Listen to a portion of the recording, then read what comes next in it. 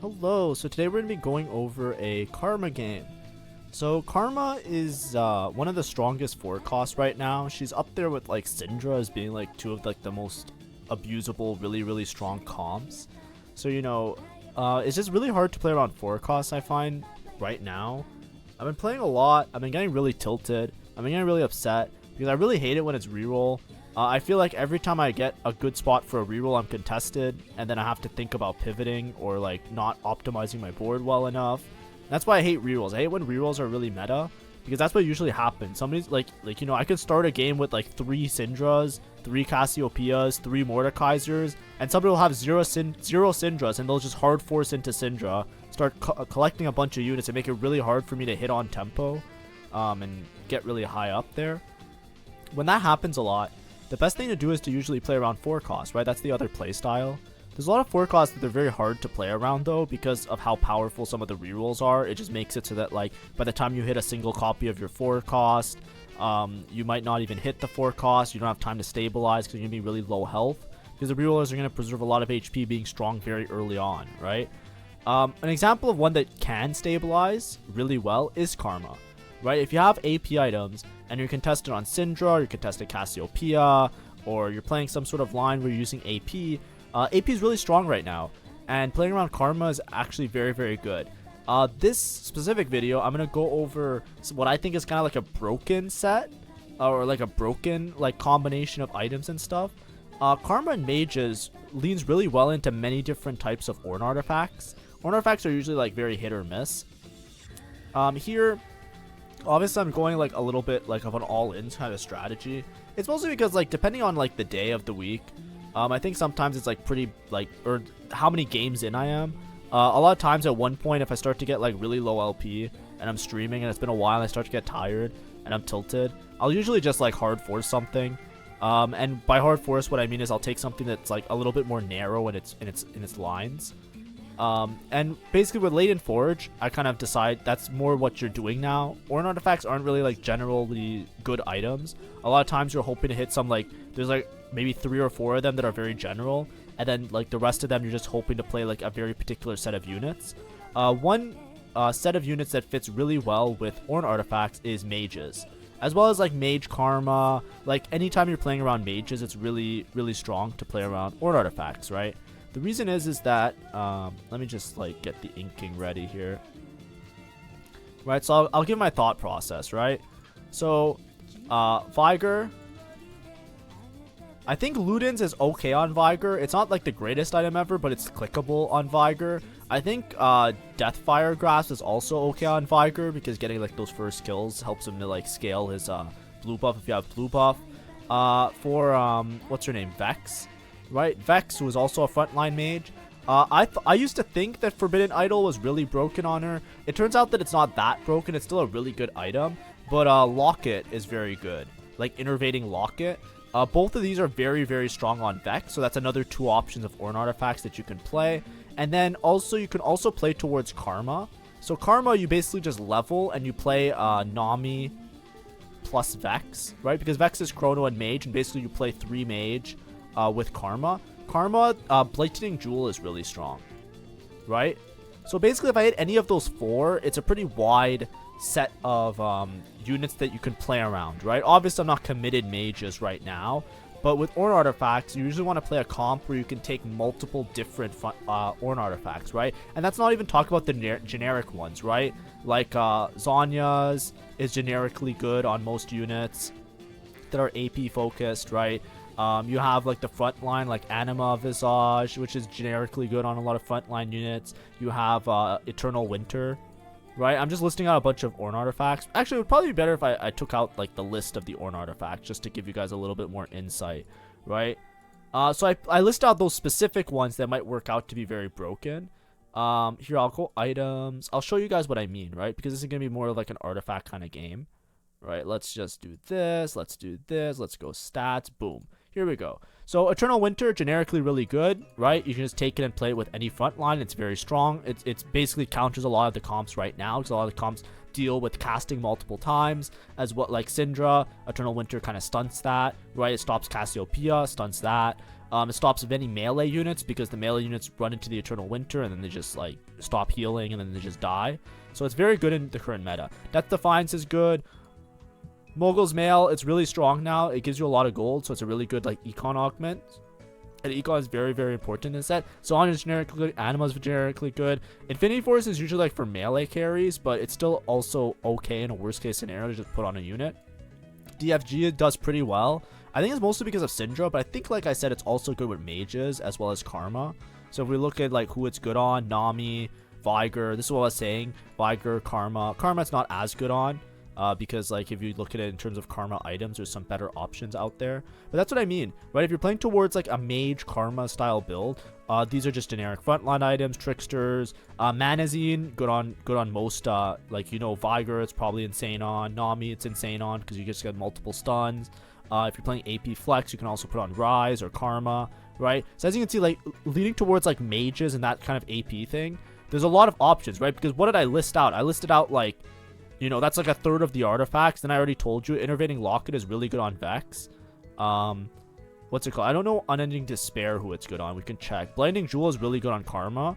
And then even Snipers is sometimes okay. I've seen it on Karma and stuff like that. Forbidden Idol is okay on Vex as well. And Luden's Tempest I think is okay on Vigor, right? So you have like a lot of options of Orn Artifacts, right? It's really hard to miss and get absolutely nothing. But as you can see here, I think it's like insanely good on Vex, yeah. Or not quite. It's a little bit better on some other units. Wukong more so, Nunu more so. Unending Despair, this was one I wasn't sure about. It's good on Blitzcrank as well. This one's also good on Vex, right? Because Vex gives a health shield. She's like the Tom Kench of this set. So a lot of these items are really good on it. Karma, Blinding Jewel is like an insta-win. It's like one of the greatest things ever. So that's what I mean. Like even those very specific ones that are only good on like certain units, like Forbidden Idol, that they have like a lower average. You have a lot of options, right? And that's why I was saying you play towards like an AP style line. The board I was talking about, you typically just play like, we'll just put like the core. I'm not going to put the whole board in, but you play something like Karma, Vex, Nami, right? And then like one other mage. It's usually like a frontline unit. So let's just put in like this guy, right? You play something like this, right? Where you get 3 mage, 2 chrono because you're playing around the Vex and the Karma, and Vex is your primary tank and Karma is like your backline unit, right? You can also play around like this can also be like a really high cap version of Syndra because you can play Mordekaiser and Syndra, and then you get an Eldritch, and then on your level 8 you just play 2 more Vanguards, right? You play like Tom Kench and like, I don't know, Rumble, I guess, right?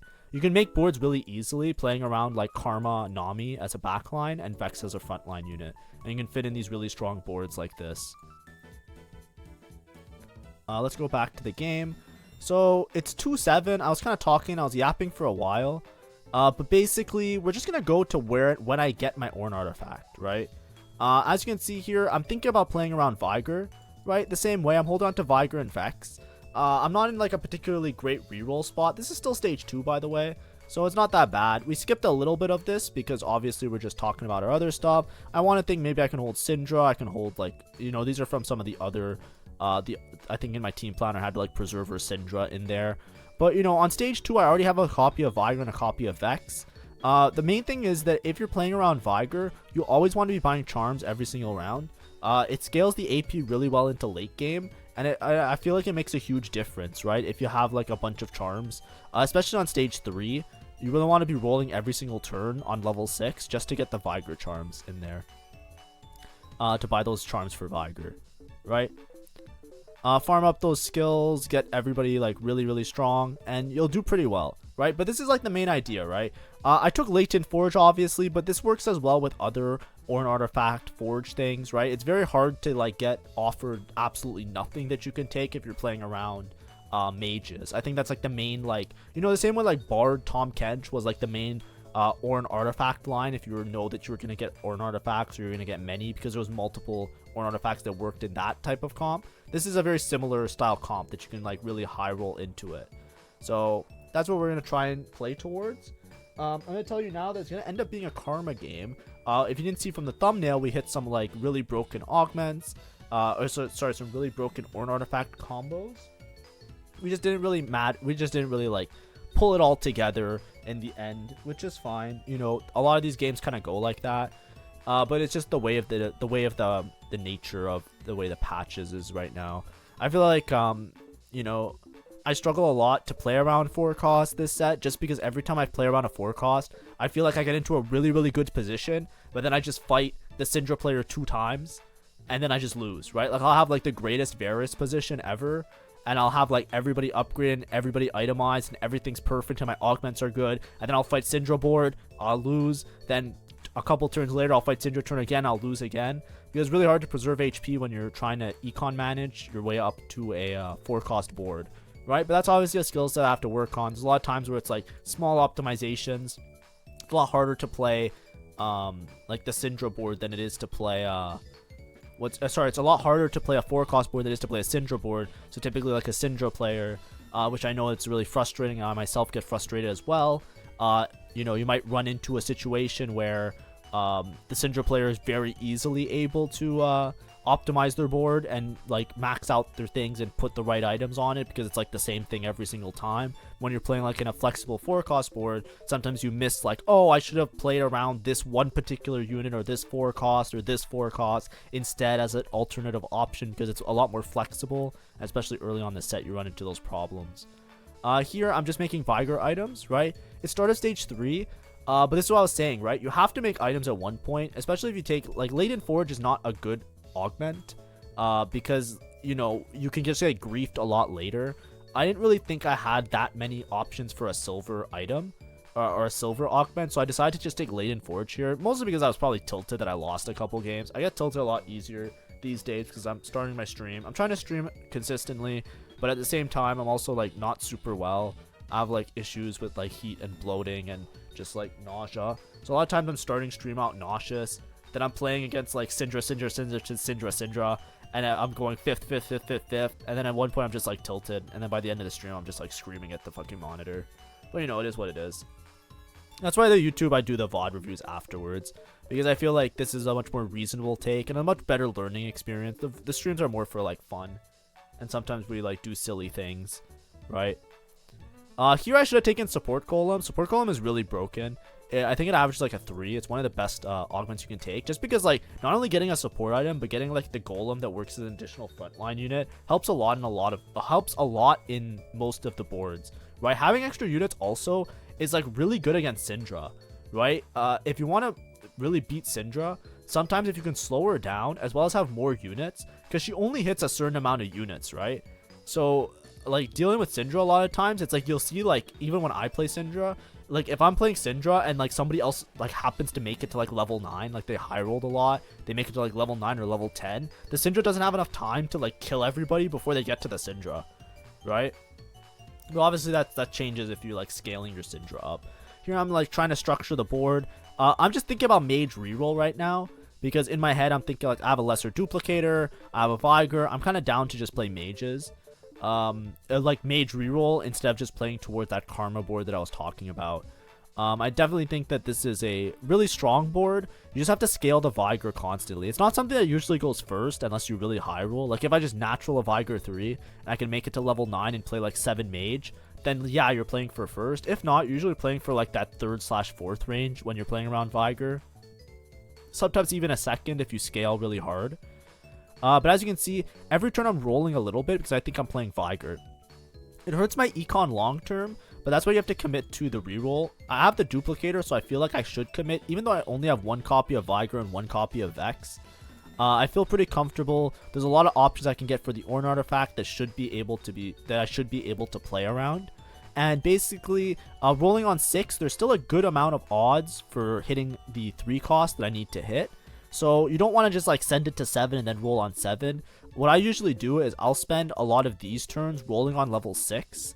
The odds are okay. It's like 25%. It's not that bad. And I'll just collect certain units, but I'll just roll until I hit a charm. I'm not rolling deep. I'm just rolling enough to find the charm to make sure my Vigor is scaling, right? Because basically every charm is an extra 3 AP, and Vigor kind of works really hard towards one-shotting units, just doing a shit ton of damage. So we really like to have that going for us. We'll go here. After Carousel, I'm going to get my augment, which is pretty good, or I'm gonna get my Orn Artifact, so we'll see what it is. And we'll probably pause and talk about our options, but it shouldn't be too much of a left out of field, because, or shouldn't be too crazy, because I showed it to you guys already, roughly what we wanted to play towards. You know, if you can Scooby-Doo based on the thumbnail and what I'm talking about, you'll see that, like, you know, we're not necessarily going to play Vigor for the long term, but, you know, we'll decide on that. I also took Explosive Growth. I really like Explosive Growth when playing, like, you need some sort of econ augment in this game nowadays because of the way the charms are and everything. So, it is what it is. We pop it, and let's see what we get. So, there's two options here. I'll stop for a second. So, Anima, Deathfire, Blinding Jewel, Seeker's Arm Guard. So, we'll check the stats on all of them. I think Deathfire Grasp is pretty good on Vigor, but it's not that crazy on Vigor, which is the problem. So, one thing that you notice is that we have Blighting Jewel, and I think I spent a lot of time thinking about it. Let's just pull up stats, just so that we can see a little bit better. So, I'm gonna go, home, let's go, like, Explorer. Let's go like Vigor 3-star. And let's go items. Let's go Orn. Let's go Delta. Deathfire Grasp is really good on him. It's minus like 0.37. I think it's his best. And then Lichbane is also good. Luden's Tempest, I remember it being okay, but it's not like broken, so you shouldn't force it, right? But Luden's Tempest sometimes works out. Basically, Luden's Tempest is like an overkill item, and Vigor can get to that overkill status, but it's kind of difficult because a lot of times late game he doesn't do the overkill anyways. So like it kind of doesn't work out sometimes. So a lot of times you're better off just playing towards these ones. Deathfire gets him like rolling really fast. He gives him a bunch of AP. He basically gets his first cast off. He basically one-shots the first one, and then if you have Deathfire and a blue buff, it works out really well, right? Let's go Vex now. So Vex. So Deathfire Grasp was a good option, right? Deathfire Grasp, or sorry, Vex, I think with Orn Artifacts. Mogul's Mail, Eternal Winter. Unending Despair, this is something that's like creeping up in the stats. Before, Innervating Locka was one of the best ones, and Forbidden Idol was really good. But even Anima Visage, as you can see, like almost every single Orn Artifact is like minus Delta. So Vex is really good. She's just like a really good tank, right? But now let's go to Karma, and you'll see what I mean. What I end up playing here. So, Karma, if you go Orn Artifacts, Blinding Jewel is so fucking strong, right? It is so incredibly strong, right? This is a Karma 1. Let's say like a Karma 2. Like, Blinding Jewel, like, you're averaging in the 2s. It is very good, because the way Blinding Jewel kind of works is that she basically, like, you basically deal, like, this extra magic damage, and because she ticks her damage, similar to, like, Teemo, right? Remember how Teemo in set 11 was good with Blinding Jewels? Because the way Karma casts is that when she like hits somebody, it does like it does like damage over time. So it actually ticks the Blinding Jewel multiple times, which then like really stockpiles and makes it really strong. Substitute Trenchcoat obviously has very few games. This is like some weird tech where like you hope that your Karma gets like hit in the back line, and then she splits into 3 and just triples her damage output. I wouldn't trust this. Like obviously when more games are played, like it's not a real thing. But yeah, even Gambler's Blade is good on her, so that's like another option if we had it. So for me at least, I'm thinking like I might as well just play around Karma, because I don't even have that many Vigors to start with, and I can play this. Now one thing I also want to say before we continue much further, we'll put Blinding Jewel on Karma, right? If you put now the traits and you put Chrono in, right? Oh, this is actually really weird. Sorry about that. Oh, sorry if I was really loud. So when I checked the stats, I checked the stats during the gameplay. And I remember I thought that 4 Chrono was better. Typically with Karma, you almost never want to play 4 or 6 Chrono. 6 Chrono is really hard to hit. It's usually like high roll when you have a spat. And when you have Blinding Jewel on Karma, typically I thought it was you played 4 Chrono when you have Blinding Jewel, because 4 Chrono is what causes the time stop, which makes like the whole fight freeze, right? And I thought that the extra ticks from Blinding Jewel would help with that. And originally in the stats, it was like much better than 2 Chrono. Like it was like minus like 0.5 or something. But that was like a couple days ago. Now it's updated. So in this game, it's going to be a mistake probably according to stats. Obviously, there's still a very small sample size of games played, and it's like very little difference. Like this is minus 0.01. This is plus 0.05. So I wouldn't trust this. The logic that I had was that 4 Chrono allows the Blinding Jewel to tick while the while the time stop occurs, which ups the damage by a lot. Maybe if I put blue buff here, it will change. No, just making it worse. Now it's like always 6 chrono. Interesting. We'll have to figure this out another day. But, you know, not today at least. So anyways, I take Blinding Jewel. I take Blinding Jewel because in my head, I'm only 1 Vigor, right? If I was like Vigor paired, I would have. If I was like Vigor 2 already, I'd probably take Deathfire Grasp. I'm kind of at the mercy of like, you know, I'll just play around the 4 cost because I think this is a better option, right? It's just way more broken. So I decide, yeah, I'll just play around this, right? I'll play around this, this comp like this, right? So here I'm trying to put in Preservers. Usually when you're playing this line, you play Preservers as well. Remember I showed you like the main core and then there's like additional units you can easily play. A lot of times you just play like this because you get in the Zillion and I want to put in 4 chrono because I thought 4 chrono was really important, right? So that was my thought process at least. I was like, okay, I want to get in 4 chrono because Blinding Jewel Karma with 4 chrono is really important. It turns out it's not, so I could have played towards like having Eldritch in, just put like a Syndra and a Mordekaiser, make a better front line. But I was kind of thinking to myself, I'm just going to play 4 chrono in this particular situation. Obviously, I think 2 chrono is probably better in almost every case with Karma. I thought in this particular case with Blinding Jewel, it was better to play 4 chrono.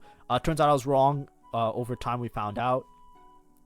Because I have this Econ Augment, I'm also very rich, right? I'm able to go to level 8, right? I'm level 7, 80 gold. I'm going to be rolling like, what, like 100 gold? I'm going to be rolling like 80 gold on level 8, right? So I have a lot of gold to work with. I'm in a very, very strong spot. The only problem is I have very little health. This is what usually happens when you're playing around 4 cost. Unless you high roll your opener, playing around 4 cost, a lot of times you'll be around like 30 to 40 health. Obviously, if I was a better player, there's a lot of micro positioning and little in-between circumstances. I wanted to take this game to kind of discuss, how do I phrase it? This game I wanted to discuss the Orn Artifacts and how to play around those in such a way. Here I level, I'm doing on 4-1 to roll down as early as possible. I'm gathering up some 4 costs. I should be holding on to Tahm Kench, but I'm just not prepared for that. Tahm Kench, I can play 4 Vanguard as a front line, which is really strong. I'm just playing vertical Preservers here. I'm trying to roll as deep as possible. I'm taking the Augment to stun because in my head I'm thinking like, yeah, this is probably useful. But I should have held Tahm Kench, play around 4 Vanguard. Here I make Rabadons as an item because it's what I have. And then I'm going to probably make like Morello. I don't really have frontline items though, which is kind of awkward. I got dropped Sword, which is really unlucky. I did got dropped a bunch of rods, so I can't complain too much. I have 2 tiers, 2 rods. Right, I have really strong items. But on that roll down, I didn't even hit Vigor 2. But maybe I missed it. I wasn't even paying attention. But we rolled 40 gold, no karmas. We have to send it next turn and try and find some karmas because, like, you know, we're probably going to die. 17, it's like 1.5 lives. You know, it's 2 lives if I lose a life this round, but next round I might just die. Very stressful. Very bad situation. Here, it's like, okay, what do I hit? Mage Crest is maybe interesting. Portable Forge, I'm saying maybe I just rock it. You know, maybe I just hit something for Vex. Because I'm missing frontline items, so I would have liked items. I hit Forbidden Idol. I thought it was broken. All I need is a Karma, and I'll be in a really good spot. You know, we hit our Vex 2. That's good for us. Vex is going to be really hard to kill now and deal with. We rolled like 50 gold, right? Like, I don't see how I could have had more gold than I had this turn. Like, you know, this is one of the most egregious roll downs ever. Now obviously you can play towards something like Rise, which I don't do because I already have Portal in, so I can definitely get like a Portal Rise going here. Let's just like double check in the stats because I think Rise is better than just play. I'm already 4 mage anyways because I'm playing the board. Let's see if Rise is okay with Blinding Jewel, but Rise is probably better like as a item holder. Sorry, I'm pausing. No, it's really bad on him. Deathfire is a little bit better. Okay, let's go back to the video. I checked the stat. You can check it on your own if you really want to. I don't want to tab out. Unlucky. I should have definitely been holding Tahm Kench's though, right? Because I can easily play like a 4 Vanguard frontline and just be like really, really strong. Because even this, like, I'm playing these extra chrono units for almost no reason. I did hit the Morgana, so I do have, like, Morgana to help out with my front line. The problem is I'm carrying this fucking Vigor 1. Like, I'm probably gonna lose. Look, I lose here. I'm 1 life now, right? 1 life, 0 gold. I'm holding on to these fucking Gallios as well. I don't think this Gallio is a good frontline unit. Almost every time I play Gallio, he lets me down. And, like, you know, some people, you know, they just have a good life. They just have a good game. You know, this is how a lot of the times these 4-cost games go for me, right? It's just the way it is, but it's because, like, I feel like there's not... Obviously, I'm playing a very narrow situation. Anyway, we find Karma. Yay, Karma! Okay, we're so back. Blading Jewel Karma, this is like a top 4 easily now. That's it. That's all we needed. We're top 4. It would have been... We could have played for first if I hit the Karma on my initial roll down, which is what I was hoping to do. Just find 1 copy of a Karma. 1 copy of a Karma here is going to make it so that we win out. Right? The problem is that now that we're 1 life, every turn we have to roll, right? We cannot not roll for a single turn, right? The reason we have to roll every single round now is because we can't, like, chance it. I can't say, like, I'll just go whatever. It's like, no, we have to, like, try and hit as many upgrades as possible. So there I got a frontline upgrade. I'm still Nami paired. I'm 2 off of this guy, right? We have to roll for some of these upgrades just because it might, you know, it might just save us, right? It might just save us for the later half of the game. But this board isn't super optimized. Obviously, I can play it better. Vex is going to be a monster, even though it doesn't show that, like, Forbidden Idol is, like, the most broken thing on Vex. It is still an insanely strong frontline item, and my Karma has an insanely strong backline item. This is, like, in most cases, if we had, like, Karma 2 and we were on our way to level 9 so that we can fit in some of these other synergies, right? If we can fit in Bastion and Preserver and everything else, right? I had to sell my Morganas. I had 2 Morganas. I sold both of them to try and hit this Karma, by the way, if you didn't notice, right? If you're wondering, like, oh, where'd the Morgana go? Didn't you have Preserver and Morgana? No, I sold both of them because I needed that gold, because I rolled to 0 to try and find the Karma, because I'm 1 life and I'm gonna die. Those are the luxuries you don't get to afford, right? This would have been a Morgana 2, right? But I couldn't afford to keep the Morgana 2 because, like, what am I gonna do? The game's fucking over. Right? Anyways, over here, I definitely dropped this guy. This guy's so fucking useless, right? But I was so hellbent that I needed to play 4 Chrono because I looked at the stats early. The stats change a lot early game, but I figured, like, it makes sense. It's really good. But I can easily drop this guy for, like, a Bastion, some other front line. In this case in particular, the mage that I want to play a lot of times is Nora, because she'll give me mage and she'll give me portal. With the Galio, but I just put in Preserver here because Vex is basically tanking everything anyways. I'm holding on to all these Gallios because maybe I hit Galio 3 and it saves me. Right, I can play Galio 3 over, like, the Tarek, but, you know, something like that.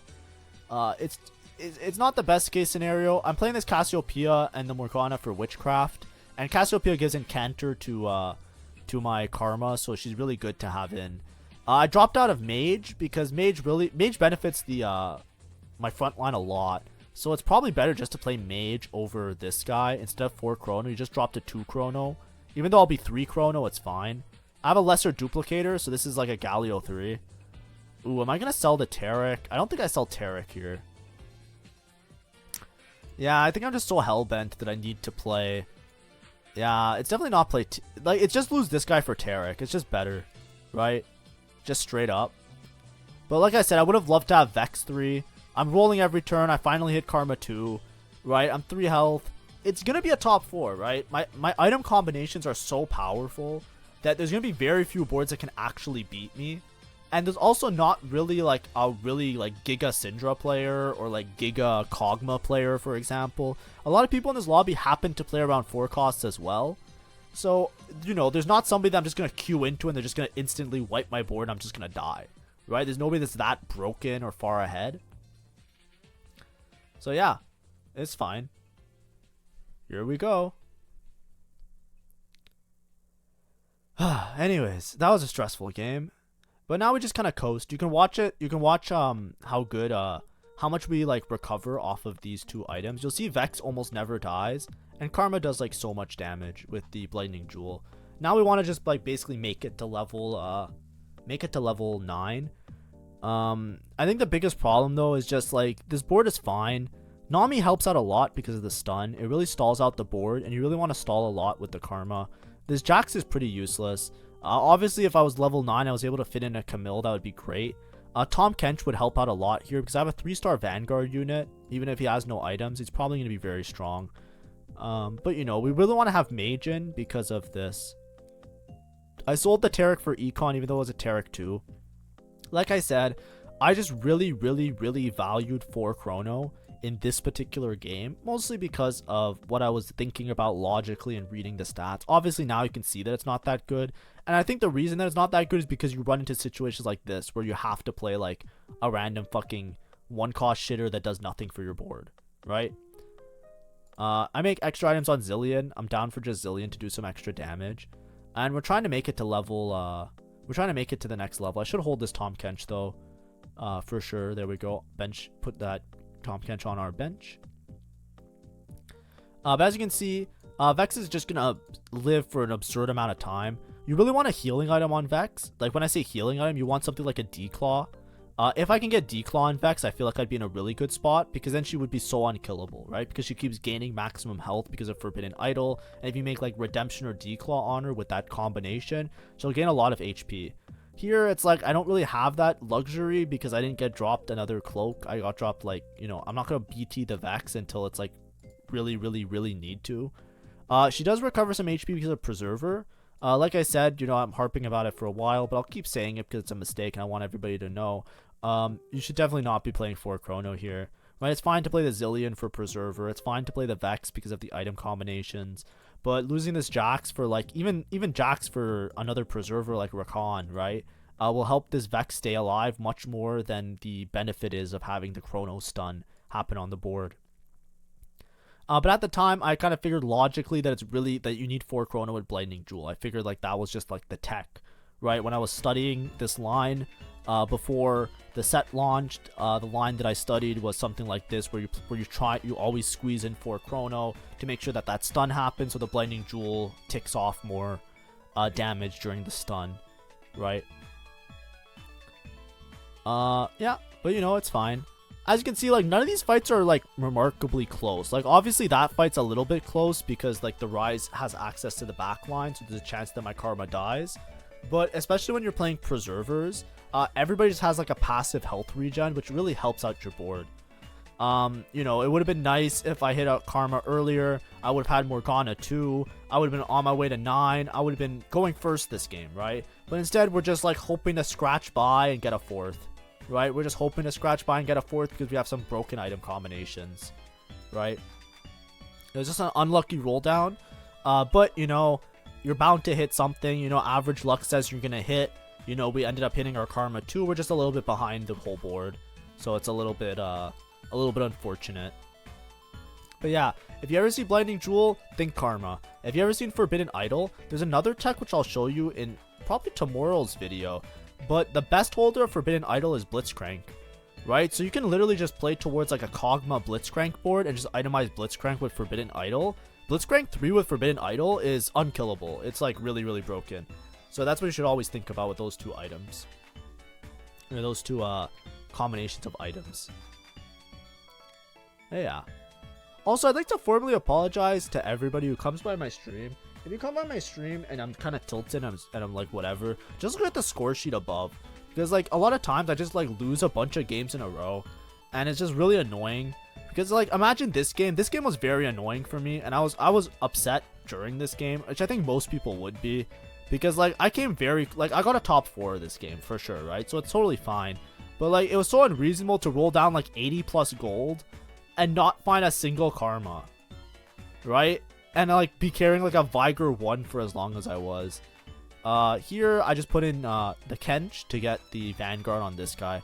Also, I'm pretty sure Galio 3 is always a waste of gold. Does this guy do anything? I know I have no items on him, but even if I put items on him, I feel like the Vex is just so much better.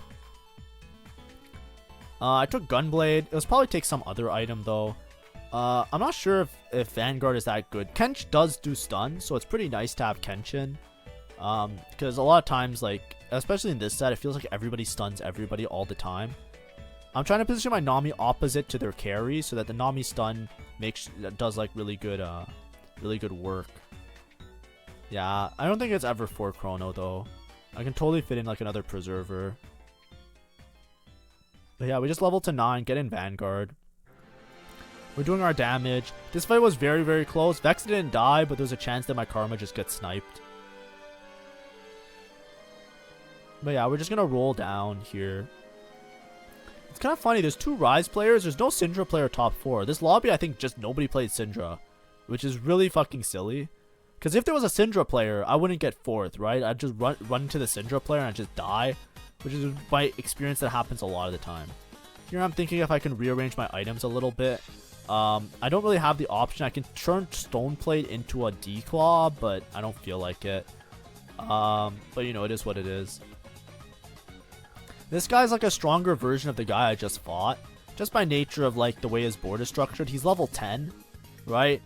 Level 10 in this set is ridiculous because like not only is like I feel like level 10 is something you never go unless you're like so far ahead. But this guy's like, you know, fuck it, level 10. I don't have enough damage to even deal with them, and it's just a 4th, right? Really broken item combination, but you know, like if the other guy's level 10, everybody upgraded, right? It's gonna be a little bit hard. But yeah, that's the game, right? It wasn't the greatest game, but it was definitely tech, and hopefully you guys learn about that and you can try it out in your games. Hopefully you're a little bit luckier on your roll downs, right? Also, if you stop by the stream, make sure to say hi. You know, the earlier you show up when I start streaming, the more happy I'll be. But anyways, I digress. Hopefully this was an enjoyable video. You can try out Karma with Blinding Jewel whenever you want. And you'll see, you know, you'll see how strong it is for yourself. But yeah, have fun. Hopefully you guys enjoy your climb. This was a little bit ago. I'm now in Plat. I'm trying to get to Emerald by the end of the weekend. So I might play a lot offline because I want to keep tempo. I'm a bit far behind. I'm losing a lot of games.